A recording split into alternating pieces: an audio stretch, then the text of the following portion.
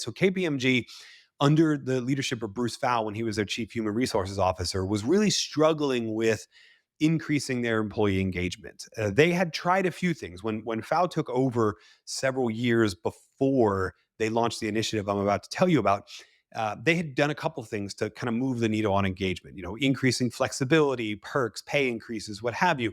But it didn't go all that much. And so Fowl was looking at the results of the most recent engagement survey. This was around 2014 when he was kind of at a loss for what else to do. And he's examining the results of the survey, and he notices how abysmal the responses are to the question, I feel that the work that I do makes an impact. And he thought, that's weird because we really do make an impact. Maybe they just don't see it. Right. And so they started this kind of twofold approach. The first is, I sometimes call it a corporate propaganda campaign. It's maybe something you've seen before.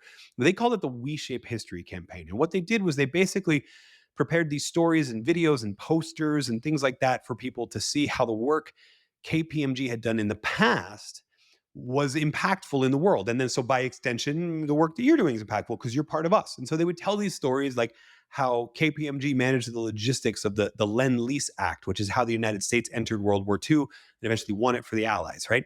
Or they told the story about how KPMG was the firm that certified the election results in 1994 in South Africa. So Nelson Mandela, first Black president of South Africa, KPMG was there to certify it. KPMG was involved in the cleanup and recovery efforts and the insurance contracts and the logistics after the tragedy of 9/11, right? So helping the nation heal. These are all things we're involved in. And so you are too. And that was great. Like it was fun. People got impactful. People hung the posters in their cubicles and what have you. But it was what they did after that was really impactful.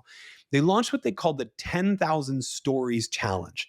And in essence, what they said was, you've heard how we've made a difference in the past. You tell us how you're making a difference right now, right? So who are you impacting right away? At the time, there was about 30,000 employees in the firm. So 10,000, good number. We might get a third of responses. But here's the goal, right? Maybe in 6 months after we announce this, we can get to 10,000 stories. 4 months in, they cut it short because they got 42,000 stories. My favorite was yeah, right? My favorite was they created this app. So you had these posters that were professionally designed, and then they created an app where you could input your own answer and choose from some stock imagery and make your own personal poster of how you make an impact at KPMG. And these are hyper personal answers. Like one was, I help farmers grow because I'm auditing several banks in the farm credit system that keeps family farms in business, right? Or I restore neighborhoods because I work with community development groups that revitalize low income communities, right? 42 different and specific answers to this question, who is served by the work that we're due, which is the ultimate way to get at this sense of pro-social purpose is, can you as a team answer that question? Now, most of us know where this story is going, right? Increases in engagement, increases in motivation, increases in performance, et cetera. What I think is interesting is when they did the next engagement survey after these 42,000 stories, they broke the questions down by how well the team had participated in the 10,000 Stories Challenge.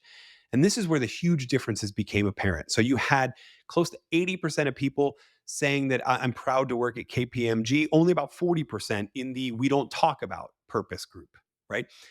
You had, I feel that the work that I do makes an impact. 30% more people responded positively if they took it seriously, if they were in the pro social purpose group.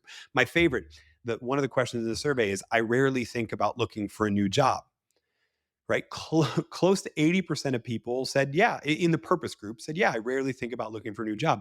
Only about 25% in the non-purpose. In other words, 70% of the people who didn't engage in this story are looking for a new job, right? And I think that signals really kind of the impact of pro-social purpose. When people know their work is important and that it impacts specific people, they're making a contribution towards work that impacts others. They're more motivated, they're more engaged with their team. And yeah, they're less likely to look for a new job as well because they're getting the meaning they want from work from that job. People, in the end, like Charles, I can summarize everything we've talked about today in one sentence. People want to do work that matters, and they want to work for leaders who tell them they matter. And yeah, that starts with pro social purpose, but you could see how building psychological safety and building clarity and empathy towards common understanding, all of those things contribute to that idea that the work that we're doing as a team matters. and you as an individual matter because you're a member of this team, and we couldn't do it without you.